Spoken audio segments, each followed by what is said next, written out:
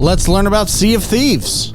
Sea of Thieves 2018 video game. The basics. Sea of Thieves is a 2018 action-adventure game developed by Rare and published by Microsoft Studios. It was released in March 2018, one of the first-party games released for the Xbox Game Pass subscribers. Basically, you explore an open world on a pirate ship and encounter other players, most of the time while you're looting and solving puzzles. The developer Rare was inspired by players of PC games like Daisy and Rust, who use the game tools to create their own stories. Totally makes sense. Let's actually learn about Rare real quick.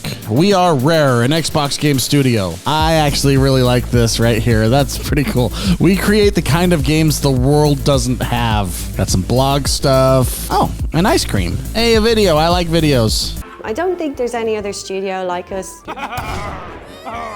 What Rare Games are is always trying to do something different, trying to do something unique, something that... I agree with that. Rare is a developer that does a lot of things differently to their benefit. Privileged to lead the studio of fantastic people with a great culture, and that really... So he's the leader of the studio? Let me go back.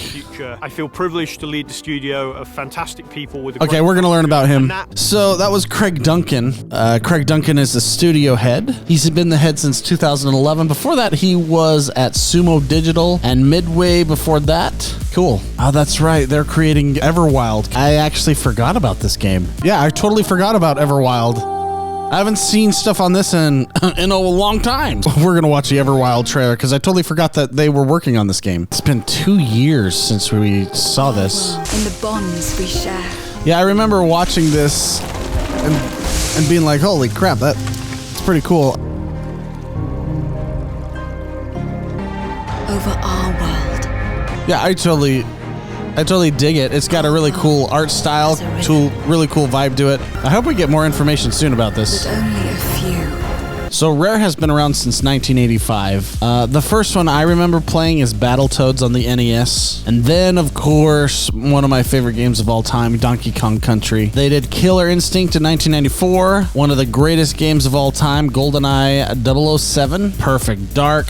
I'm sure everyone's heard of Banjo-Kazooie. Rare is an amazing developer and has been around for forever. The acquisition of Rare happened in 2002. They're also known to be secretive and seclusive. Yeah, and I'm not alone. Donkey Kong Country and GoldenEye have been cited as among the greatest and most influential games of all time. And Sea of Thieves is published by Microsoft Studios. Let's check out their website. Oh, look how cool that parallax is. Look, I'm looking over here. Look at, she slowly moves up and down. Slowly moves up and down. That's pretty cool. Holy smokes. Sea of Thieves has 30 million players to date. Not bad. Be more pirate. Now, becoming a pirate legend is a little bit easier nowadays, but still extremely difficult. I don't have the balls to do it, but I have friends that do. Game has lots of expansions and seasons now, and I really do enjoy their legendary stories. I'll be honest, the battles aren't exactly my favorite, but I know a lot of people like it. Hey, we can bring along a friend. They add free updates every month, and of course you can get it now with Game Pass. As of the making of this video, we're at season 9, and there's an events hub. Wait, there's a Sea of Thieves television?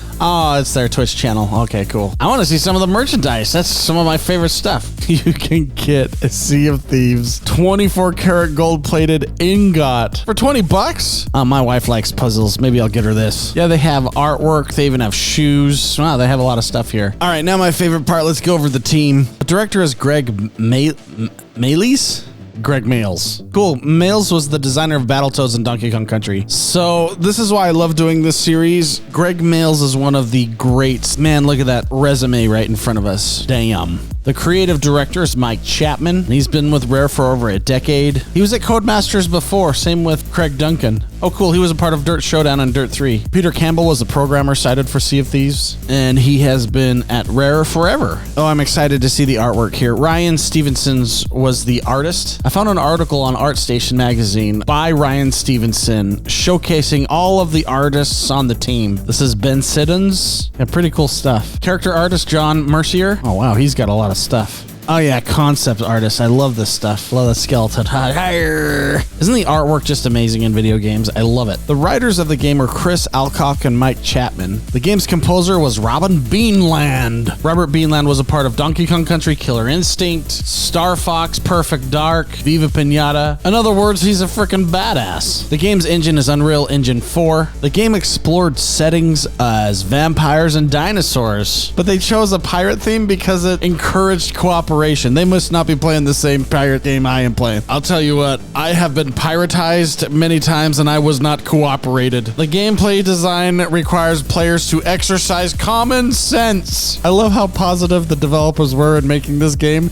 because they wanted it to have cooperative play, which yes, there is cooperative play in this game, but I tell you what, having someone steal your chest right at the end of a voyage is absolutely a kick in the balls. Crossplay did not happen until February 2019. Didn't know that. Oh, actually, it was made optional in 2019 to ensure all players felt that they have a level playing field. Okay, that makes sense. Sea of Thieves plans to have private servers eventually to support creative community events. That'll actually be very fun when those come about. So the game had a mediocre initial reception, although Eurogamer did recommend this game. The strongest rating on here is IGN 8 out of 10. And that makes sense because I know this game launched very bare bones, and it looks like it was done on purpose because Rare basically wanted a playground where people could create their own stories. Million players 2 days after release. The only game that beat it in the US was Far Cry 5. A few months later, it passed 5 million players. And in January 2020, Rare announced that the game was the most successful IP Microsoft has released in the generation of the Xbox One, as it had, at that time, 10 million players. A big shot in the arm for player base was when it was launched on Steam on June 3rd, 2020, reaching up to 20 million players by March 2021. The record for the most concurrent players is 4.8 million when they released the Pirates of the Caribbean DLC. And by December 2021, they actually reached 30 million players, which blows my mind that this game continuously grabs players. Here's a bunch of awards they got. It's really fascinating to see how far this game has come and how consistent Rare has been in updating it and continuously adding content. Props to Rare for making a really great game. Hopefully you learned something today about Sea of Thieves. Now go play it.